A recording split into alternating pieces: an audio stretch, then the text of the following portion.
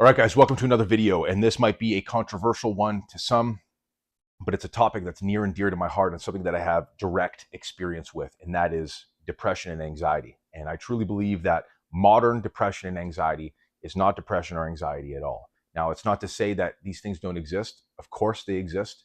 Like I said, I've experienced them, but really what it comes down to for the majority of men is a lack of meaning, a lack of purpose, and being passive, being out of control of their own life, and allowing these vices to control them versus trying to step into a place of virtue. And so, what do I mean by that? Is that when men are void of purpose and void of meaning, they numb themselves with pleasure. Now, that's a quote from somebody. I'm not sure who it is. I'm just going to say that was my own thing. And so there's a story that comes to mind about, and I can't remember who said it either, but it's about German Shepherds. Beautiful, brilliant, amazing dogs, super intelligent, built. They're purposefully built. And so when they don't have a purpose, when they don't have a meaning, they actually dig ditches. They just mindlessly just dig holes, dig ditches. And, because they don't have this purpose, they don't have this meaning in their life. And I think men do the same thing.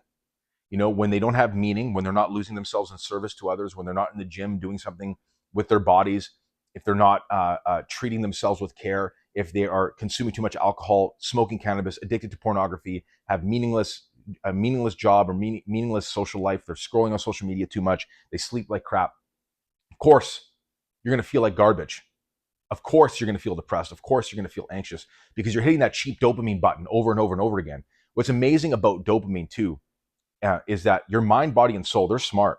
God has designed us so wonderfully, is that your mind, body, and soul know when it's cheap. And to me, there's no real such thing as cheap dopamine, because those things that we can do to render that kind of response, there's a cost. Cheap dopamine has a cost, and the cost is our soul. The cost is our satisfaction with our lives. The cost is our mental stability and our mental well-being. And so if you're watching porn and smoking weed and eating crappy food and not taking care of yourself, and you're trying to hit that dopamine button over and over again, of course you're going to feel depressed. Of course you're going to feel empty. Of course you're going to feel anxious and hollow and void of purpose. I've been there, guys. I've been the overweight guy that was addicted to pornography, addicted to cannabis. All of these things, they might seem harmless on the surface, but they have deep spiritual implications and a deep spiritual cost. And so that's why I think modern depression is not depression at all. That's why I say, you're probably not depressed, bro. Show me your life and I'll tell you if you're depressed or not. Now, I'm not going to bag on talk therapy, because therapy is great. Therapy is a means to an end. I think it's awesome for a phase, but I think men are in perpetuity trying to unpack these issues, unpack these problems, when really the problem is inaction. The problem is passivity. The problem is not taking your life by the balls and doing something meaningful with it. And so to actually give you some actionable steps here on how I combated my own depression, because I've been on selective serotonin reuptake inhibitors, SSRI drugs, when I was very young. And actually all the science that has come out recently that has shown that that stuff actually is not effective in treating depression at all. It's actually not an imbalance, a chemical imbalance at all. Modern depression is an imbalance. It's an imbalance between things that men should be doing and what things men are not doing. That's the imbalance. That's the only imbalance that really exists when it comes to depression. So what do I mean by that? The first frontier for most men, and this is something that I get into in a video that I already recorded, I'm releasing in the next week, is that physical fitness is the gateway to self-development. And it's I think part of the journey, part of building that momentum out of this sort of depression that most men feel, is that getting yourself into the gym and treating your body with care. Because most guys are shapeless, skinny fat, looking like ET, not taking care of themselves. And of course, like, if you don't feel good in your own skin, if you're not actually physiologically healthy, when I put on a t-shirt and I'm built this way, I feel really good about it. Not just physiologically, but mentally. I feel really good. And physically, I mean, damn, I feel really good. It's not to say that I'm the most in shape or most jacked guy, but it does make a difference. So the first action item here is, guys, get yourself in the gym, even if it's 2 days a week. Get yourself outside, start walking more, start eating better. This is how I started in my journey to combating this crippling depression that I felt for a lot of my life. And I'm telling you guys, I felt it for a lot of my life. I had panic attacks for years at a time. It happened daily. anxiety. I was in the therapist's chair very, very often, probably too often. But getting into the gym and realizing my physical potential, man, it opened my eyes in a massive, massive way. And what's really cool about lifting weights in particular and martial arts, because it really speaks to that carnal, animalistic, masculine desire that we all have as men. And particularly with lifting weights, because we live in such a insulated world, insulated by comfort and convenience, getting in the gym and gripping the steel reconnects you with the hard work and toil of being a man. It reconnects a man with his desire to grip the broadsword and go to battle. That's what I think is so damn cool. And I know it sounds dramatic and it sounds over the top, but it's true. And so in a man realizing his physical potential, in a man seeing that in himself, it is a powerful catalyst for change. I went on from, losing over 100 pounds through my, vocation to the gym to starting a successful personal training business. And I can't tell you that the foundation of my life, I can't tell you enough how important that was. So that was step one, was taking care of my nutrition, taking care of my body, getting in the gym, lifting weights, and realizing my physical potential. I can't tell you how powerful that is for most men. And I think for most guys, let's say they don't have, a bunch of money and a successful business already. It's like, where do they start? There's all this information. Start in the gym. Start on personal development by changing your body first. That's a huge one. And another one that I see crippling guys is cannabis use, alcohol use, and pornography use. These are notoriously highly dopaminergic and addictive habits. And there's no question as to why during the pandemic that liquor stores and cannabis stores were the only things allowed to stay open. Because the powers that be, let's just be honest here, man, and this is not even no tinfoil hat garbage. The powers that be want you, they want you enslaved, right? And so what I find funny about this is that you tell an alcoholic that he has a problem, the alcoholic will tell you, yeah, you're right, bro, I do got a problem.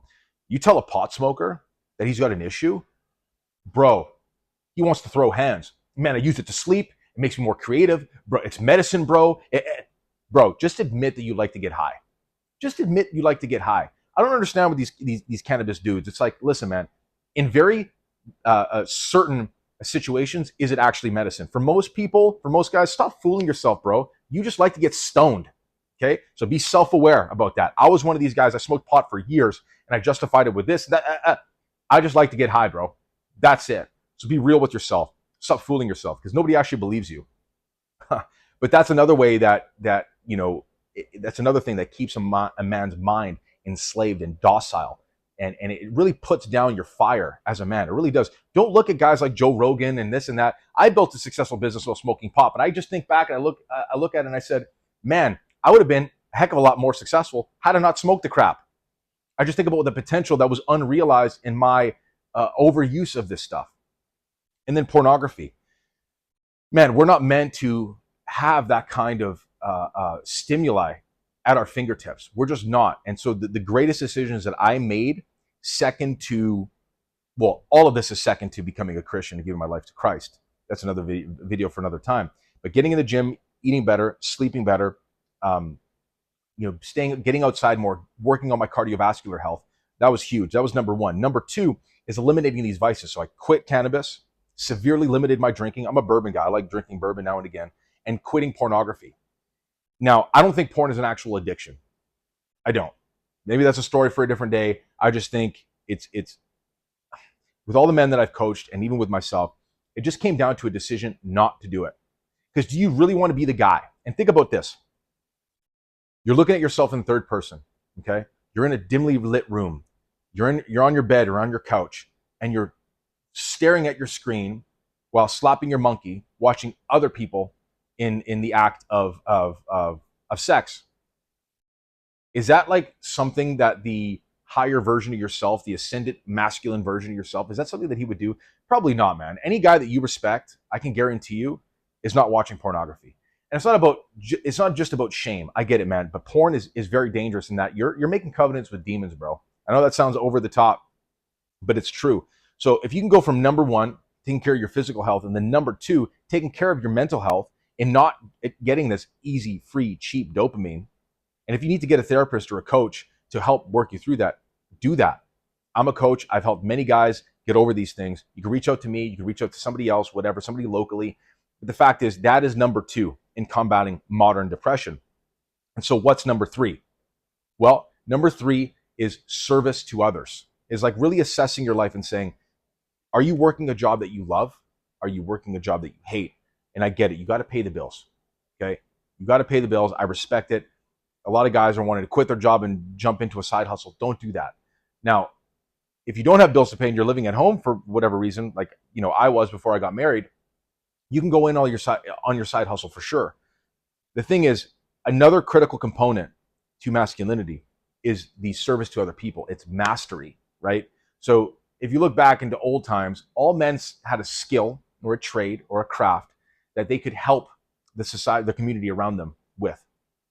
You can be a plumber, a carpenter, you can be a coach. I became a personal trainer. The thing is that I quickly discovered, after losing the weight and then really helping people with personal training, in that servicing other people and helping other people and adding value to their lives is a potent combatant of depression and anxiety. We live very selfish lives. We need to be more selfless. This helps incredibly with depression. I cannot emphasize it enough. So if you have no skills, work on developing a set of skills that actually aids another person. If you already have skills, I think most men have a stack of skills that maybe they haven't watered. They haven't tried to grow enough, but they're there. God's given all of us that ability. Or maybe your skill is a trade, or maybe your skill is creating a product that helps the community around you. Regardless, servitude to other people is incredibly important, and it's a potent antidepressant. I can't tell you enough, guys. When I started my personal training business and I've helped hundreds and hundreds of people, there's a deep spiritual gratification to that. Is that in that I not only helped myself, but I helped another person achieve the same thing. And I think that's lost. I don't think that's spoken about enough. And you take these 3 things in combination, taking care of your physical health, eliminating these vices, and then losing yourself in service to other people, it's going to be very hard for you to be depressed and stay depressed. Okay? That's not to say that life's not going to hit you in the face. That's situational depression. I don't think that's actual depression. That's just, life punching you in the face and life being life, and it's going to get hard sometimes. And with regards to anxiety, I think anxiety comes from feeling like you're out of control of your life, like you're a bystander in your own life, that you are on the sidelines, so to speak, and that action eases anxiety. And for example, when I wanted to start this YouTube channel, I kind of built it up in my head and it was creating a lot of anxiety. And then I just started one day, hey, listen, this is going to be imperfect, but I have to just do it. I have to just take the action, take the leap, and then figure it out as I'm falling down. And I did, and it created momentum, and momentum is powerful. Getting the ball rolling and getting the tires out of the mud, so to speak, is hard to do, but it's necessary. Getting that initial push and getting things rolling is what most guys need, is that kick in the ass to say, just do the thing. It's not going to be perfect. It doesn't have to be perfect. It's not meant to be perfect. Anything or anyone that's been successful, or any venture that's been successful, has imperfect origins. Okay, you're not going to be a special snowflake in that, like, you're going to start and it's going to be perfect. I started the gym, I had no idea what I was doing. I started my personal training business, no idea what I was doing. Started this YouTube channel, Instagram page, no idea what I was doing. And then along the way, I refined it, and it got better and better and better as time went on. The thing is, you're in the driver's seat of your own life. Okay? And I'm going to tell you, the pain of staying the same is much greater than the discomfort of growth and change. I cannot emphasize that point enough, in that if you do not act, the pain is higher. The implications are greater. The negative side effects of that are much more profound than the discomfort of doing something that you're not good at, doing something that causes you some physical, mental, and spiritual discomfort. You need to step into that, because in that discomfort forges the 2.0 version of yourself. All this sounds cheesy, but it's true, man. I was suicidal. I was in a psych ward for a weekend. I've been on SSRI drugs. I've been on benzodiazepines. I've used all kinds of recreational drugs. When I take all of these things in combination and in my submission to Christ, it's solved my depression. My purpose in this is now greater than it's ever been. I'm a father, I'm a husband, I'm a coach to men, I'm a trainer, I'm a business owner. It's like I've got all these things on my shoulders gladly. It's like, listen, masculinity, a critical aspect of masculinity, it's shouldering burdens willingly. And when men don't have a shoulder to burden, much like the German shepherds that dig ditches when they don't have a purpose. Men numb themselves with these worldly pleasures that eventually destroy them. So you do those things, guys, I can guarantee you life is going to change in a monumentally positive way. It's not going to be drugs that are going to change it for you. It's not going to be therapy that's going to change it for you. It's going to be your own action and taking your life by the balls and saying, I'm changing things right now. You do all of these things, man, I can, it's a guarantee. You have to do it with all of yourself. Is it going to be hard? Yes, but it gets easier. And I think your mental health is worth it. You know, your life is worth it. You don't want to just let it pass you by. That I'm so sick and tired of this word depression being thrown around when this is not depression. It's just inaction. So that's all. God bless you guys.